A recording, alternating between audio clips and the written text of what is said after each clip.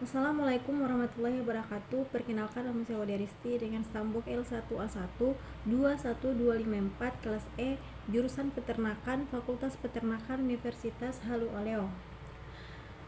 Pada kesempatan yang berbahagia ini, saya akan memaparkan materi yang berjudul Analisis Penyebab Penyakit Jembrana pada Sapi Bali dan Upaya Pencegahannya.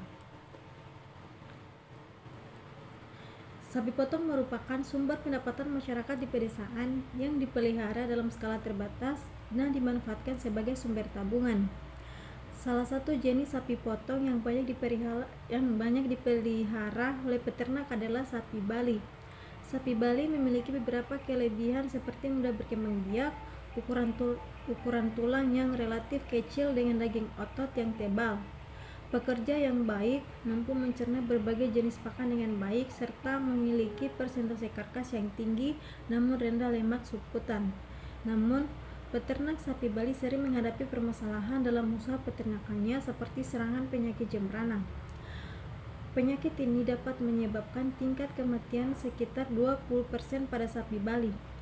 Penyakit jembrana mulai muncul dan mewabah di Indonesia sejak tahun 1964. Kasus penyakit jembrana dilaporkan terus meningkat dari tahun ke tahun. Direktorat Kesehatan Hewan melaporkan terjadi 398 kasus pada tahun 2016. Jumlah ini meningkat menjadi 4.797 kasus pada tahun 2018. Provinsi Bengkulu menempati urutan pertama sebagai provinsi dengan kasus terbanyak, yaitu sejumlah 2.497 kasus, diikuti Provinsi Sumatera Barat dengan 1.087 kasus. Penyakit jembrana menyebabkan menurunnya populasi sapi Bali di Desa Sumber Arum, Kecamatan Sukaraja, Kabupaten Seluma pada tahun 2017. Tujuan dari penelitian ini yaitu untuk menjelaskan secara singkat mengenai penyebab penyakit jembrana dan upaya pencegahannya. Selanjutnya, metode penelitian. Penelitian ini dilakukan dengan metode studi literatur. Data dikumpulkan berdasarkan hasil-hasil penelitian sebelumnya, buku teks, maupun laporan statistik dari instansi berwenang.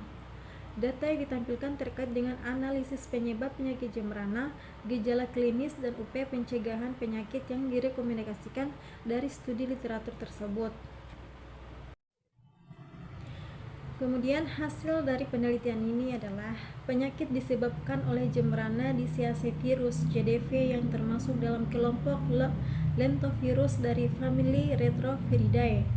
Ciri penyakit ini antara lain adanya benjolan di pangkal leher, berkurangnya nafsu makan hingga membuat kondisi tubuh sapi lemah dan akhirnya akan mengalami kematian.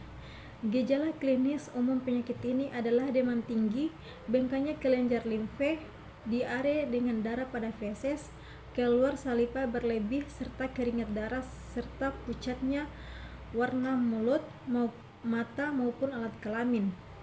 Pada beberapa kasus, gejala klinis juga diikuti dengan ingus yang berlebihan pada mulut dan hidung, banyak minum, kelesuan, dan menurunnya berat badan. Peternak juga dapat mengamati perubahan patologi selain gejala klinis. Perubahan tersebut antara lain pembesaran kantong empedu, pembengkakan hati, limfa dan jantung, makanan pada lambung mengalami pengerasan, serta pengelupasan jaringan kulit. Kemudian pembahasan. Penyakit jembrana dapat menyerang sapi Bali dalam berbagai jenis umur.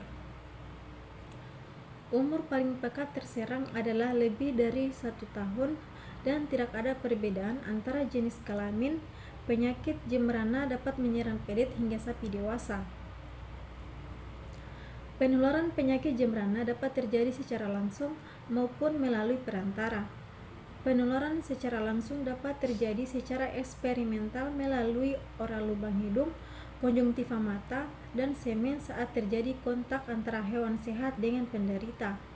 Penularan secara tidak langsung dapat terjadi melalui vektor mekanis seperti serangga dan jarum suntik.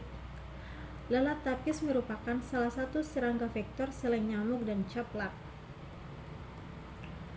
Penularan terjadi karena perpindahan virus penyakit yang dibawa vektor serangga. Penularan ini sering terjadi pada pemeliharaan sapi secara ekstensif, di mana sapi dipelihara pada ladang penggembalaan.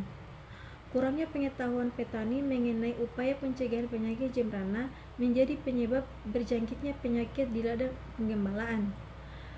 Lalu lintas pergerakan hewan yang tidak terkendali bahkan tidak terawasi oleh petugas kesehatan hewan menjadi faktor risiko yang paling sering terjadi. Lalu lintas ternak yang tidak terkontrol mengakibatkan 45 ekor sapi mati di Kabupaten Bengkulu Selatan. Posisi wilayah yang sering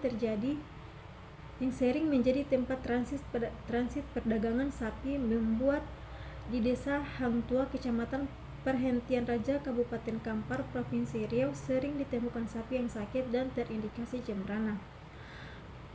Penyebaran penyakit karena mobilitas ternak dari daerah endemik. Hal ini pernah terjadi di Sumatera Utara, Sumatera Barat, dan Sumatera Selatan. Penggembalaan ternak dari luar pada penggembalaan yang sama menjadi awal infeksi penyakit jembrana di wilayah tersebut. Kemudian, upaya antisipasi penyebaran penyakit. Upaya antisipasi penyebaran penyakit dapat dilakukan dengan vaksinasi, penyuluhan melalui komunikasi, informasi dan edukasi, serta pengawasan lalu lintas ternak. Kemudian, melakukan pengendalian lingkungan seperti biosecurity, biosafety, pengendalian vektor, serta pemberian multivitamin juga dapat dilakukan sebagai upaya pencegahan.